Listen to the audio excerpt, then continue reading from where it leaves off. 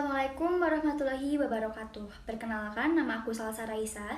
Jadi di kesempatan kali ini aku bakalan coba membahas tentang beberapa materi yang akan aku sampaikan di beberapa waktu ke depan. Dan materi yang akan pertama aku sampaikan adalah jadi apa sih oscillator ini? Jadi oscillator adalah sebuah model arsitektural yang dimana fungsinya ini untuk menjembatani jaringan agar bisa berkomunikasi dengan baik. Sejarah oscillator yaitu dia dikembangkan oleh Badan International Organization of Standardization pada tahun 1977 di Eropa. Adapun manfaat dari oscillator yaitu untuk memudahkan dan memahami cara kerja jaringan komputer secara menyeluruh, memecah persoalan komunikasi data untuk mempermudah troubleshooting. Yang ketiga, memungkinkan vendor untuk mendesain dan mengembangkan hardware serta software sesuai dengan layer tertentu, contohnya seperti fitur di setiap aplikasi. Dan yang terakhir, memudahkan pengembangan teknologi masa depan yang terkait dengan layer tertentu.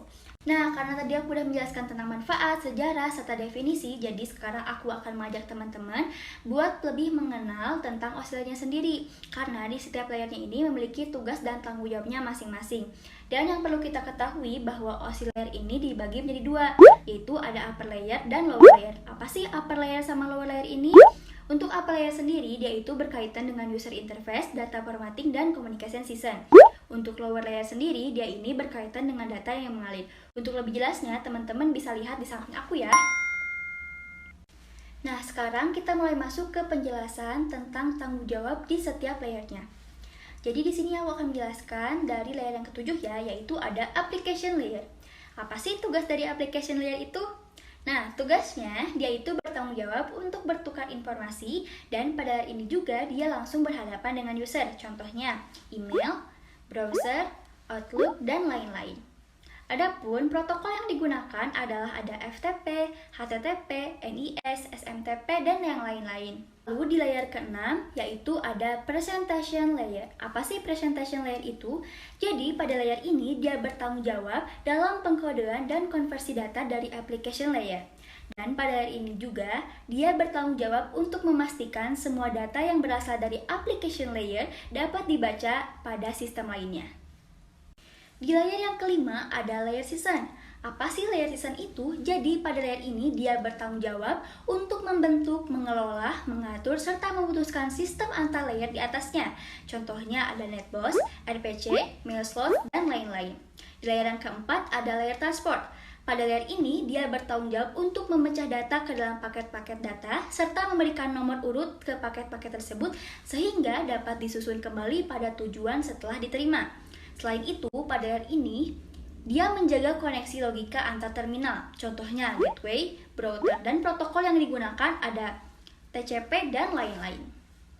Dan untuk di layer yang ketiga ada layer network, di mana tugasnya itu dia bisa mendeteksi error dan tugas utamanya yaitu untuk menyediakan fungsi routing sehingga paket data dapat dikirim keluar segmen network lokal ke suatu tujuan. Contohnya ada router, browser, ATM switch. Protokolnya yaitu ada IPX dan Internet Protocol. Nah, sekarang kita masuk ke layer yang kedua, yaitu layer data link, di mana layer ini menyediakan transfer data yang lebih nyata. Layer ini juga memastikan pesan akan terkirim melalui alat yang bernama LAN, dan juga layer ini bisa menangani notifikasi error. Contohnya seperti switch, router, dan lain-lain. Dan di layer yang pertama ada layer fisikal, di mana pada layer ini dia melakukan pengiriman dan penerimaan data mentah pada media fisik. Dan dia juga bisa mengatur bagaimana aplikasi dapat mengatur jaringan, contohnya seperti multiplexer, repeater, TDR, dan lain-lain. Nah teman-teman, alhamdulillah ternyata pembahasan materi yang pertama tentang oscillator ini sudah selesai. Gimana teman-teman, mudah dipahami atau enggak? Semoga bisa dipahami ya, dan kita langsung masuk aja ke materi yang pembahasan kedua tentang topologi Abilene. Langsung saja ke videonya. Nah teman-teman, ini tampilan pertama, dan untuk membuat file baru itu di sini New Black Project. Terus kalian bisa kasih nama tugasnya di sini. Nah, kita membuat dulu router, siapkan dulu routernya.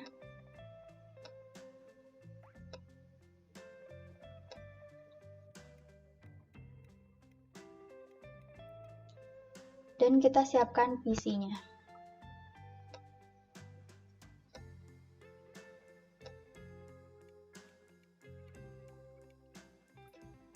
Setelah itu kita sambungkan router ke routernya. Router 1 dengan router 2, router 2 dengan router 3, begitu juga seterusnya.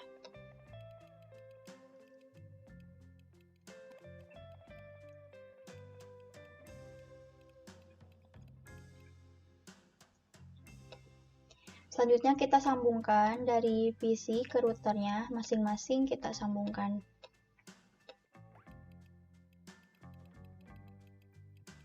Sebelum lebih lanjut, aku mau jelasin dulu apa itu topologi ABLAN. Jadi topologi ABLAN itu adalah topologi jaringan yang memiliki kemampuan tinggi dan ini sangat direkomendasikan untuk pembuatan proyek oleh proyek internet. Nah teman-teman, setelah itu aku bakalan ngasih label dulu, jadi biar kelihatan gitu label di setiap router sama PC-nya. Caranya adalah kita klik view, lalu kita klik yang show interface label. Nah, setelah itu kita rapihkan.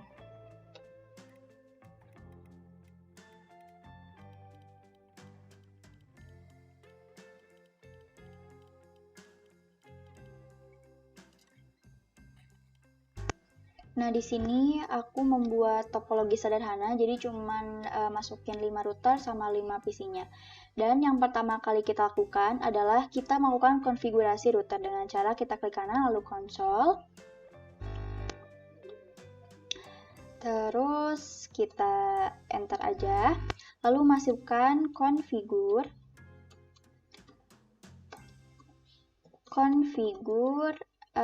terminal.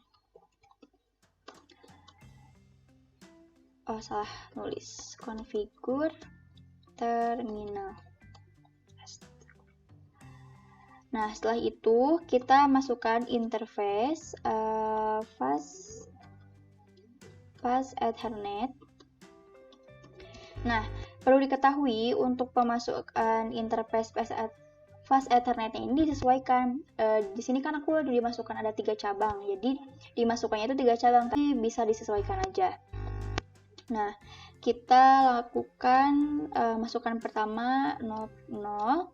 Setelah itu kita masukkan IP address-nya. Untuk penomorannya ini bebas, tapi aku di sini akan menulisin 25 255 lalu kita ketik no shutdown. Setelah itu kita ketik exit. Nah, karena di sini aku ada 3 cabang, jadi kita lakukan 2 kali lagi. Yang kedua adalah 10. Sesuaikan saja dan kayak tadi masukinnya.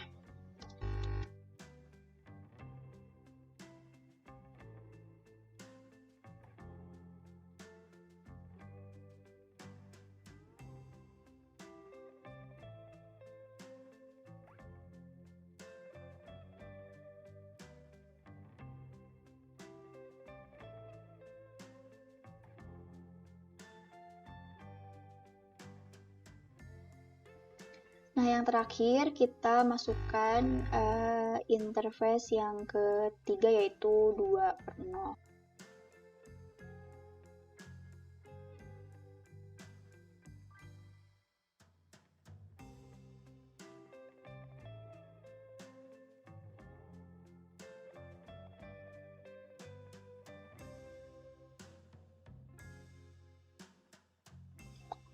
Nah, setelah berakhir di exit, kita masukkan WR, di enter, tunggu sebentar,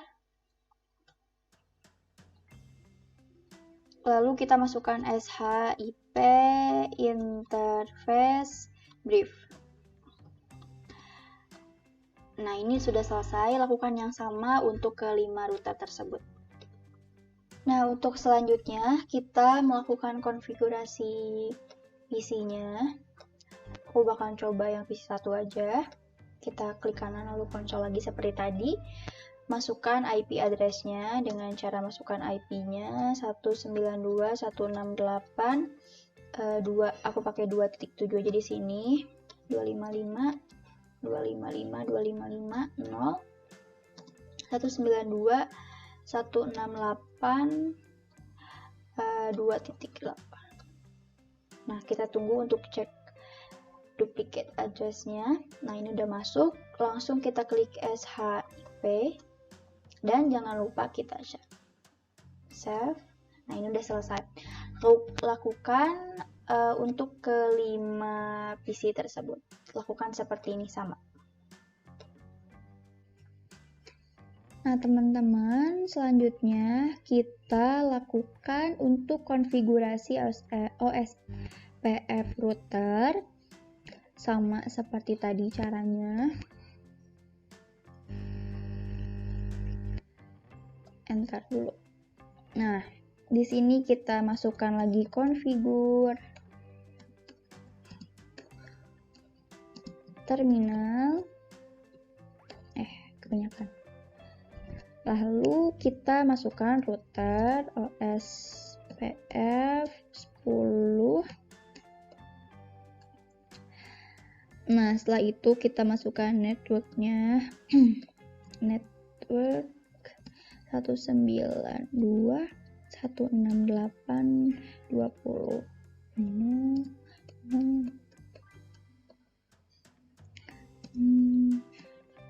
Area 1. Lupa nggak pakai dotnya.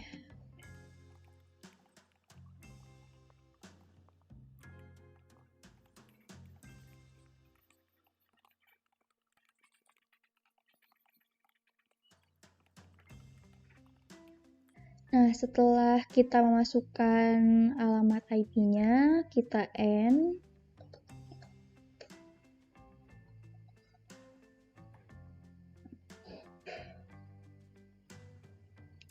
Nah, ini sudah. Lakukan ke setiap router, ya, ke setiap 5 routernya. Isinya sekarang kita lakukan MPLS di router. Dengan cara sama seperti tadi, klik kanan lalu konsol. Tunggu sebentar. Nah, ini kita lanjutkan, kita klik configure terminal. Nah, terminal. Nah, langsung kita masukin IP save, terus MPLS IP, MPLS label protokol LDP. Selanjutnya kita masukin interface-nya, sesuaikan. Di sini ada 3 cabang, aku mau masukin dulu interface yang 00. Masukkan MPLS IP, MPLS label protokol LDP-nya, lalu kita masukkan lagi interface yang kedua, yaitu 1.0.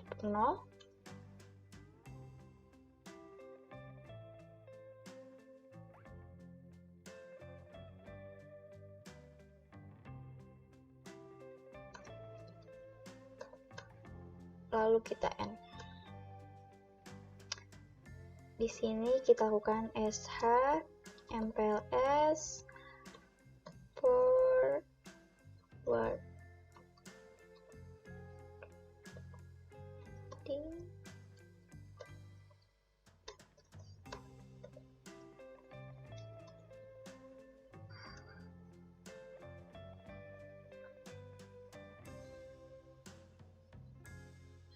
Nah, ini sudah selesai dan lakukan yang sama ke 5 router yang lainnya.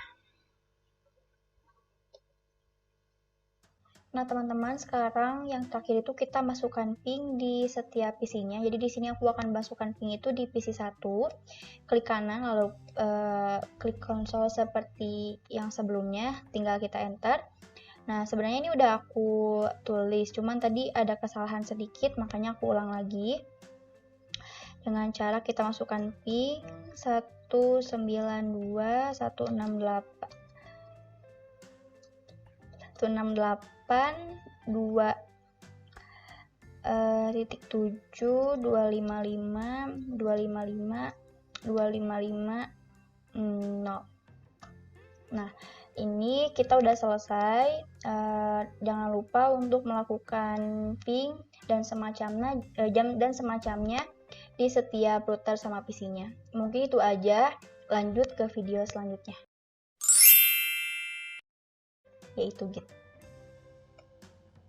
Jadi teman-teman langsung aja, di sebelah kanan dan kiri aku itu udah ada terminal sama GitHub-nya. Dan yang pertama kali kita lakukan adalah bermain di terminalnya. Buat teman-teman yang belum install Git-nya, bisa ketik ini, sudo apt install Git. Nah, tapi karena aku udah install, jadi biar gak memakan waktu banyak, langsung aja kita ketikkan sudo su. Nah, di sini dia meminta isikan password. Jadi yang password yang diisikan itu adalah password dari Ubuntu-nya. Setelah itu, kita masukkan git config global user.name. Masukkan username yang ada di GitHub. Selanjutnya, kita tuliskan global user email. Masukkan email yang ada di GitHub-nya juga. Nah, setelah itu kita bermain di GitHub-nya, bikin project, terus kita isikan di repository name-nya bebas. Aku mau coba tugas liburan. Nah, udah. Langsung enter aja. Terus ini tuh sebenarnya tinggal disalin aja gitu ya. Jadi diikutin. Namun sebelum itu kita ketik dulu di sini mkdir. Tadi nama di repositorinya itu tugas liburan. Terus nah, setelah itu kita masukkan git init.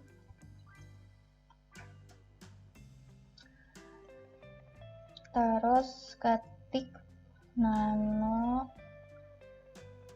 kita pakai file baru namanya tugas salsa.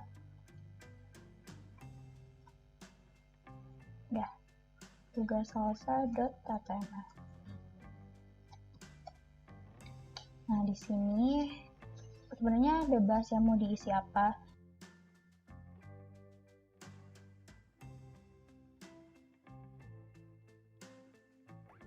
Teman-teman bisa ikutin aja ya.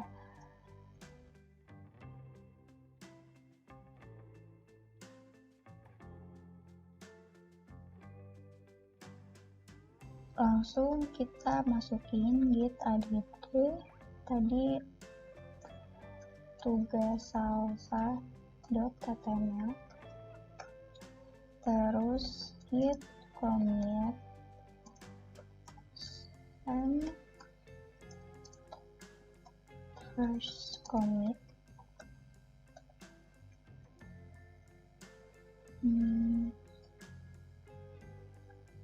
Terus kita remote dengan cara kita masukin git remote. Nah, di sini kita kopas. Oh, ada yang terlewat. Kita belum masukin branch-nya.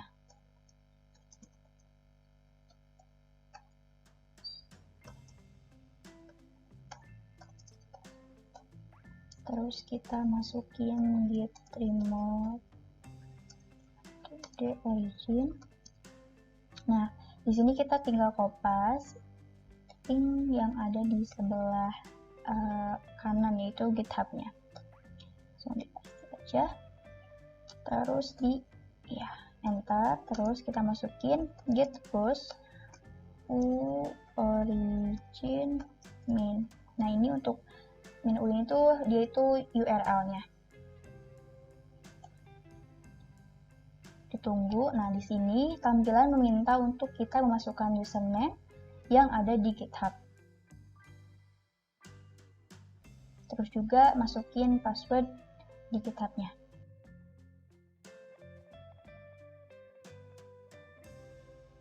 Nah, setelah itu kita refresh. Nah, ini sudah ada di sini. Tuh, dia udah masuk tugas HTML-nya. Terus kita bikin new file. Di sini misal namanya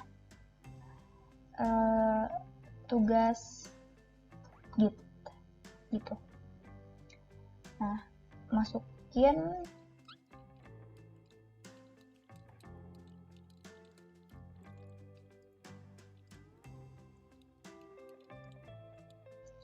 Nah, setelah itu kita commit aja nih, commit new file. Nah, selanjutnya di sini kita masukin git branch-nya.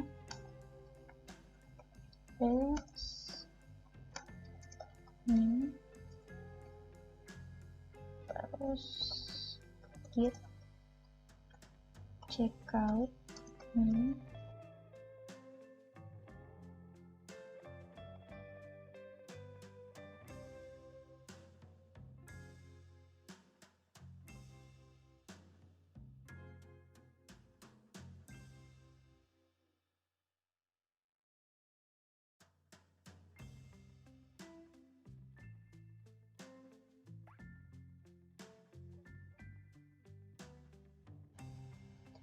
Nah, teman-teman setelah melakukan git push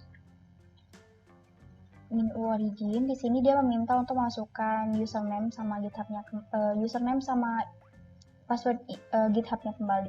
Tinggal masukin aja.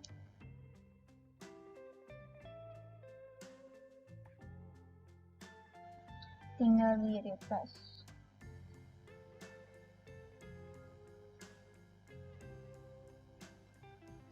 Nah, ini udah masuk keduanya.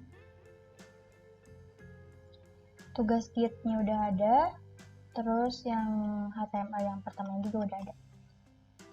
Mungkin itu aja pembahasan git dari aku. Mohon maaf jika kurang jelas. Langsung aja mungkin untuk pembahasan selanjutnya.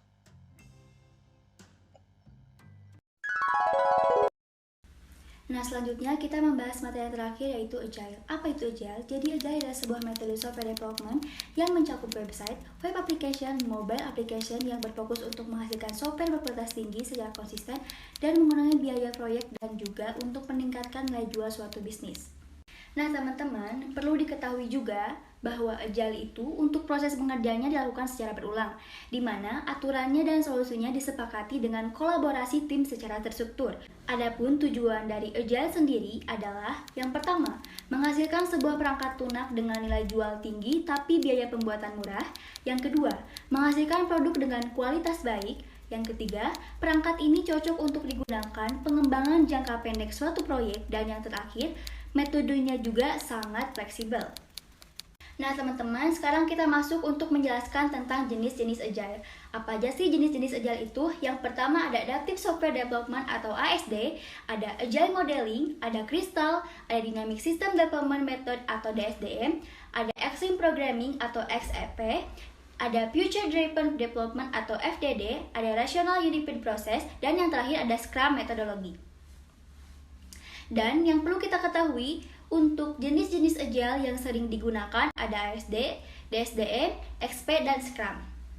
Untuk manfaat Agile sendiri bisa dilihat dari 3 sisi, yaitu dari kliennya, developernya, dan vendornya juga. Untuk kliennya sendiri, klien bisa mengembangkan produk dengan baik. Untuk developer bisa meningkatkan produktivitas tiap departemennya, dan untuk vendornya sendiri bisa mengurangi pengurusan dan lebih efisien. Nah, adapun kelebihan dan kekurangan Agile. Untuk kelebihannya, yang pertama, proses pengembangan perangkat lunak dibutuhkan waktu yang sangat cepat, dan perubahan dapat ditangani dengan cepat.